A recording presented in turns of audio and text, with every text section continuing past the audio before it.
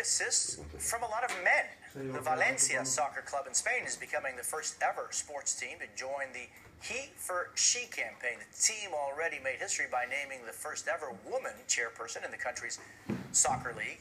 The He for She campaign launched last year with the help of actress and UN Goodwill Ambassador Emma Watson. It's aimed at bringing men into the conversation and battle for gender equality. And joining me now is Hoon, chairwoman of the Valencia Soccer Club and pro soccer player, team for that team, Shkodran Mustafi. Thank you both for being with me. And Hoon, recent studies are showing fewer and fewer women want to identify as feminist. Why has this word become uncomfortable for so many people?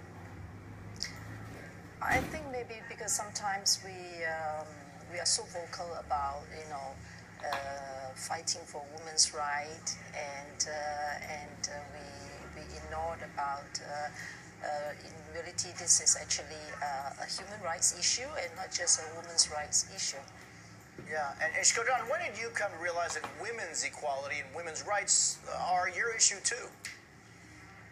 Well, I'm still a young boy, and from the experience I can say that for me it's just normal. I grew up everyone having the same rights, if it's man or if it's woman. So for me, I think it's just normal that everyone that man is like woman, and I think the idea of this campaign is just great.